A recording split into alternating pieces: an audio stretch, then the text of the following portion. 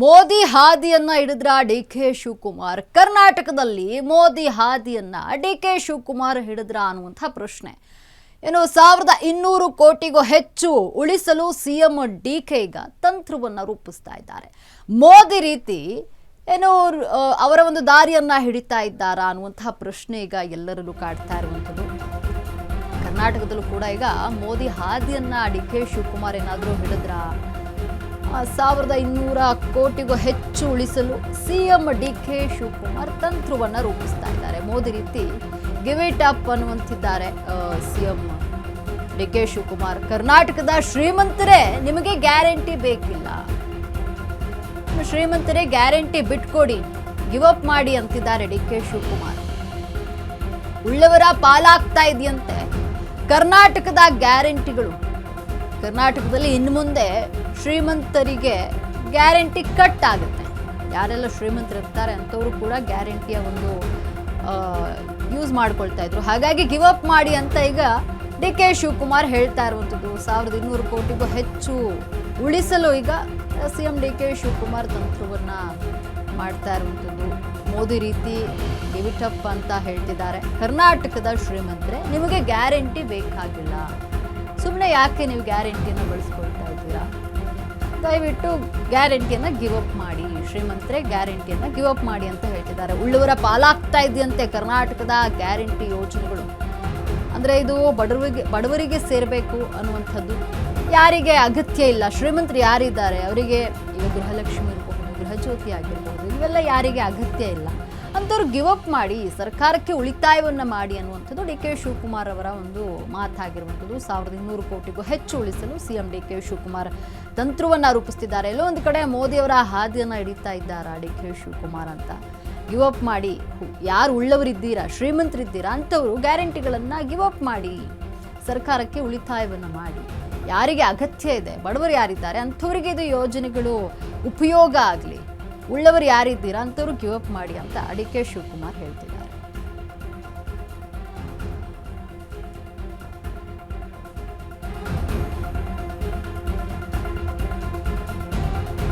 LPG ಸಬ್ಸಿಡಿಯನ್ನ ತ್ಯಜಿಸಿ ಅಂತ ಮೋದಿ ಮನವಿಯನ್ನ ಮಾಡಿದ್ರು. ಸ್ವಯಂ ಪ್ರೇರಿತರಾಗಿ ಸಬ್ಸಿಡಿಯನ್ನ ದೇಶದ ಶ್ರೀಮಂತರು ತ್ಯಜಿಸಿದ್ರು.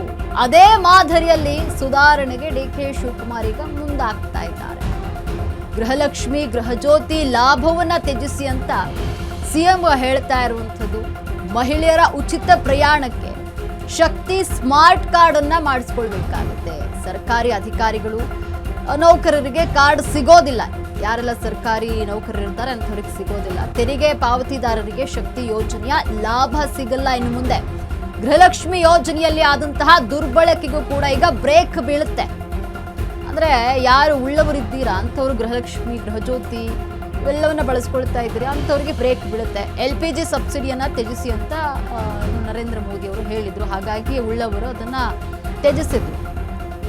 LPG ಸಬ್ಸಿಡಿಯನ್ನು ಬೇಡ ಅಂತ ಹೇಳಿದ್ರು. ಅದೇ ಮಾದರಿಯಲ್ಲಿ ಈಗ ಡಿ ಕೆ ಶಿವಕುಮಾರ್ ಕರ್ನಾಟಕದಲ್ಲೂ ಸುಧಾರಣೆಯನ್ನು ತರಲು, ಅಂದರೆ ಸರ್ಕಾರಕ್ಕೆ ಉಳಿತಾಯವನ್ನು ಮಾಡಲು ಮುಂದಾಗ್ತಿದ್ದಾರೆ. ಗೃಹಲಕ್ಷ್ಮಿ, ಗೃಹಜ್ಯೋತಿ ಹಣವನ್ನು ಉಳಿತಾಯ ಮಾಡುವಂಥ ನಿಟ್ಟಿನಲ್ಲಿ ಡಿ ಕೆ ಶಿವಕುಮಾರ್ ಈ ರೀತಿ ಹೇಳ್ತಾ ಇರುವಂಥದ್ದು. ಯಾರೆಲ್ಲ ಸರ್ಕಾರಿ ನೌಕರರಿರ್ತಾರೆ, ಅಧಿಕಾರಿಗಳಿರ್ತಾರೆ, ಮತ್ತು ಯಾರೆಲ್ಲ ಟ್ಯಾಕ್ಸ್ ಪೇ ಮಾಡ್ತಾರೆ, IT ಟ್ಯಾಕ್ಸ್ ಯಾರೆಲ್ಲ ಪೇ ಮಾಡ್ತಾರೆ, ಇಂಥವರು ಒಂದಷ್ಟು ಈ ಒಂದು ಗೃಹಲಕ್ಷ್ಮಿ, ಗೃಹಜ್ಯೋತಿ, ಶಕ್ತಿ ಯೋಜನೆಗಳ ಉಪಯೋಗ ಏನಿರುತ್ತೆ ಅದನ್ನು ಬ್ರೇಕ್ ಮಾಡುವಂಥದ್ದು. ಅಂಥವ್ರು ತ್ಯಜಿಸಿ, ಬೇಡ, ನಿಮ್ಮಲ್ಲಿ ಸಂಪಾದನೆ ಹೆಚ್ಚಿದೆ, ಯಾರಿಗೆ ಅನುಕೂಲ ಇದೆ, ಯಾರಿಗೆ ಅನುಕೂಲ ಆಗ್ತಿಲ್ಲ ಹೋಗಲಿಕ್ಕೆ ದುಡ್ಡು ಕೊಟ್ಟು, ಅಂಥವರಿಗೆ ಇದು ಉಪಯೋಗ ಆಗಲಿ ಅನ್ನುವಂಥದ್ದು ಡಿ ಕೆ ಶಿವಕುಮಾರ್ ಅವರ ಒಂದು ಮಾತಾಗಿರುವಂಥದ್ದು. ಸ್ವಯಂ ಪ್ರೇರಿತರಾಗಿ ಸಬ್ಸಿಡಿ ಬೇಡ ಅಂತ ಮೋದಿಯವರ ಮಾತಿಗೆ ಶ್ರೀಮಂತರು ಹೇಳಿದರು. ಅದೇ ರೀತಿಯಲ್ಲಿ ಯಾರೆಲ್ಲ ಶ್ರೀಮಂತರಿದ್ದಾರೆ, ಇದರ ಉಪಯೋಗವನ್ನು ಯಾರೆಲ್ಲ ಪಡೆದುಕೊಳ್ತಿದ್ದಾರೆ, ಗೃಹಲಕ್ಷ್ಮಿ, ಗೃಹಜ್ಯೋತಿ, ಶಕ್ತಿ ಯೋಜನೆಯನ್ನು, ಅವರೆಲ್ಲರೂ ಕೂಡ ಇದಕ್ಕೆ ಬ್ರೇಕ್ ಬೀಳುವಂಥ ಸಾಧ್ಯತೆ ಇದೆ. ಇನ್ನು ಕೋಟಿ ಉಳಿಸುವಂತಹ ಪ್ಲಾನ್, ಉಳ್ಳವರ ಪಾಲಾಗೋದ್ರ ಕಡೆಗೆ ಗಿವ್ ಇಟ್ ಅಪ್ ಅಂತ ಕ್ರಮಕ್ಕೆ ಮುಂದಾಗಿರುವಂಥದ್ದು. 5% ಗೃಹಲಕ್ಷ್ಮಿಯರು ಯೋಜನೆಗೆ ಬ್ರೇಕ್ ಬೀಳುತ್ತೆ. ಉಳ್ಳವರ ಮುಂದೆ ಬಂದರೆ ಸರ್ಕಾರಕ್ಕೆ ದುಡ್ಡು ಉಳಿತಾಯ ಆಗುತ್ತೆ. ಶಕ್ತಿ ಅಡಿ ಸರ್ಕಾರಿ ನೌಕರರು ಹೊರ ಬಂದರೆ ಪುರುಷ ವಿದ್ಯಾರ್ಥಿಗಳ ಫ್ರೀ ಬಸ್ ಪಾಸಿಗೆ ಹಣವನ್ನು ಬಿಡುಗಡೆ ಮಾಡಬಹುದು. ಉಳ್ಳವರ ಪಾಲಾಗೋದ್ರ ತಡೆಗೆ ಈಗ ಗಿವ್ ಅಪ್ ಮಾಡಿ ಅನ್ನುವಂಥ ಕ್ರಮಕ್ಕೆ ಮುಂದಾಗಿದ್ದಾರೆ. ಸರ್ಕಾರಿ ನೌಕರರಿಗೆ ಶಕ್ತಿ ಯೋಜನೆ ಬೇಡವೇ ಯೋಚನೆ ಮಾಡಿ ವರದಿ ಸಲ್ಲಿಸಲು ವಿವಿಧ ಇಲಾಖೆಗೆ ಸರ್ಕಾರ ಸೂಚನೆಯನ್ನ ಈಗ ನೀಡಿದೆ.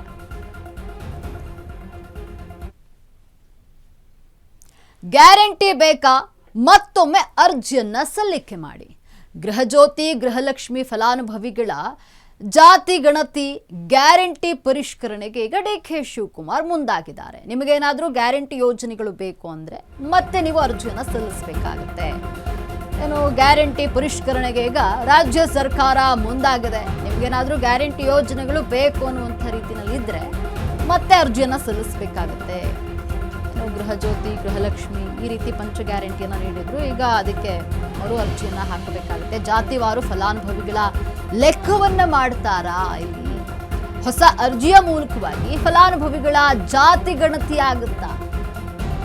ಗೃಹಲಕ್ಷ್ಮಿ ಗೃಹಜ್ಯೋತಿ ಪರಿಷ್ಕರಣೆಗೆ ಅರ್ಜಿಯಲ್ಲಿ ಜಾತಿ ಕಾಲಮ್ ಇದೆ. ಯಾಕಿದೆ? ಈಗಾಗಲೇ ಅನ್ನಭಾಗ್ಯ ಫಲಾನುಭವಿಗಳ ಜಾತಿ ಮಾಹಿತಿಯನ್ನ ಸಂಗ್ರಹ ಮಾಡಲಾಗಿದೆ. ಜಾತಿ ಗಣತಿಗೆ ವಿರೋಧ ವ್ಯಕ್ತಪಡಿಸಿರುವಂತಹ ವಿಪಕ್ಷಗಳು, ಜಾತಿ ಗಣತಿ ಮಾಡುವಂತಹ ವಿಚಾರಕ್ಕೆ ವಿರೋಧ ಪಕ್ಷಗಳು ವಿರೋಧವನ್ನು ವ್ಯಕ್ತಪಡಿಸಿದ್ರು. ಇಲ್ಲಿ ಎಲ್ಲೋ ಒಂದು ಕಡೆ ಗ್ಯಾರಂಟಿ ಯೋಜನೆಯ ಒಂದು ನೆಪದಲ್ಲಿ ಏನಾದರೂ ಜಾತಿ ಗಣತಿಗೆ ಮುಂದಾಗ್ತಾ ಇದೆಯಾ ಸರ್ಕಾರ ಅನ್ನುವಂಥ ಪ್ರಶ್ನೆ. ಗ್ಯಾರಂಟಿ ಪರಿಷ್ಕರಣೆಗೆ ಈಗ ರಾಜ್ಯ ಸರ್ಕಾರ ಮುಂದಾಗಿದೆ.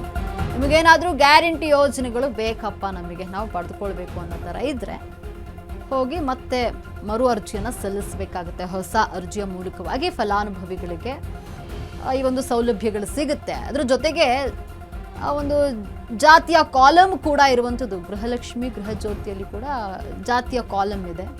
ಈಗಾಗಲೇ ಅನ್ನಭಾಗ್ಯ ಫಲಾನುಭವಿಗಳ ಒಂದು ಅರ್ಜಿ ಸಲ್ಲಿಕೆಯಲ್ಲಿ ಜಾತಿಯ ಬಗ್ಗೆ ಮಾಹಿತಿಯನ್ನು ತೆಗೆದುಕೊಂಡಿರುವಂಥದ್ದು.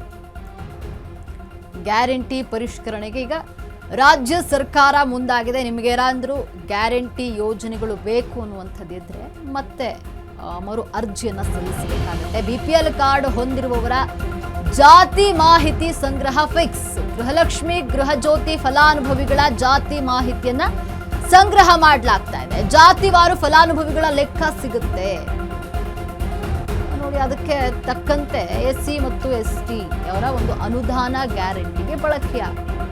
SC/ST ಹಣ ಅದೇ ಸಮುದಾಯಕ್ಕೆ ಬಳಸಿದ್ದೇವೆ ಅಂತ ಹೇಳ್ಬಹುದು. ಅದೇ ಕಾರಣಕ್ಕೆ ಜಾತಿ ಮಾಹಿತಿ ಸಂಗ್ರಹಕ್ಕೆ ರಾಜ್ಯ ಸರ್ಕಾರ ಈಗ ಮುಂದಾಗಿದೆ. SC/ST ಹಣವನ್ನ ಅದಕ್ಕೆ ನಾವು ಬಳಸಿದ್ದೀವಿ ಅಂತ ಹೇಳ್ಬೋದಲ್ಲ. ಹಾಗಾಗಿಯೇ ಜಾತಿ ಒಂದು ಮಾಹಿತಿಯನ್ನ ತೆಗೆದುಕೊಳ್ತಾ ಇರುವಂಥದ್ದು. BPL ಕಾರ್ಡ್ ಹೊಂದಿರುವವರ ಒಂದು ಜಾತಿಯನ್ನ ಸಂಗ್ರಹ ಮಾಡಲಾಗ್ತಾ ಇದೆ. ಗೃಹಲಕ್ಷ್ಮಿ ಗೃಹಜ್ಯೋತಿ ಫಲಾನುಭವಿಗಳ ಒಂದು ಜಾತಿವಾರನ್ನ ಪರಿಶೀಲನೆ ಮಾಡಲಾಗಿರುವಂಥದ್ದು. ಜಾತಿವಾರು ಫಲಾನುಭವಿಗಳ ಲೆಕ್ಕವನ್ನ ಹಾಕಲಾಗಿದೆ. ಅದಕ್ಕೆ ತಕ್ಕಂತೆ SC/ST ಅವರ ಒಂದು ಅನುದಾನ ಗ್ಯಾರಂಟಿಗೆ ಬಳಕೆ.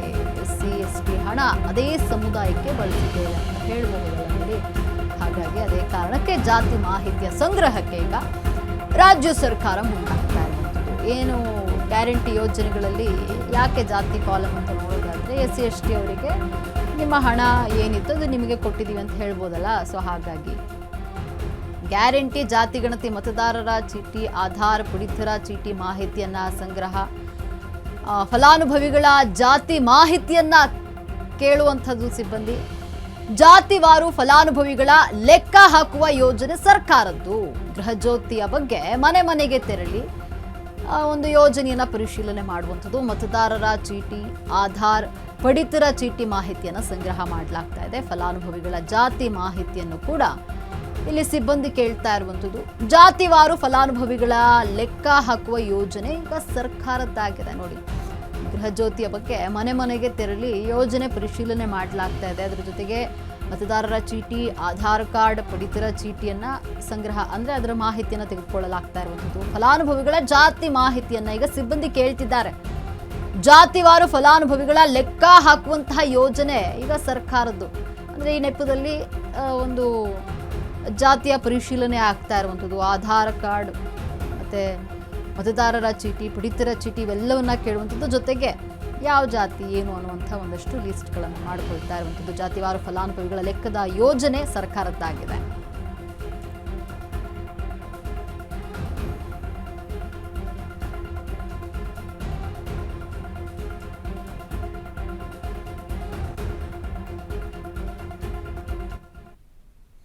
ಈ ಬಗ್ಗೆ ಹೆಚ್ಚಿನ ಮಾಹಿತಿಯನ್ನು ನೀಡಲು ನಮ್ಮ ಪ್ರತಿನಿಧಿ ಜೀವನ್ ದೂರವಾಣಿ ಸಂಪರ್ಕದಲ್ಲಿದ್ದಾರೆ. ಜೀವನ್, ಏನು ಈಗ ರಾಜ್ಯ ಸರ್ಕಾರ ಗ್ಯಾರಂಟಿ ಯೋಜನೆಗಳ ಒಂದು ಪರಿಷ್ಕರಣೆಗೆ ಮುಂದಾಗಿರುವಂಥದ್ದು. ಗ್ಯಾರಂಟಿ ಯೋಜನೆ ಬೇಕು ಅಂದರೆ ಮರು ಅರ್ಜಿಯನ್ನು ಸಲ್ಲಿಸಬೇಕು. ಇದರಲ್ಲಿ ಜಾತಿ ಕಾಲಮ್ ಕೂಡ ಇದೆ. ಈ ಬಗ್ಗೆ ಹೆಚ್ಚಿನ ಮಾಹಿತಿ ಏನಿದೆ?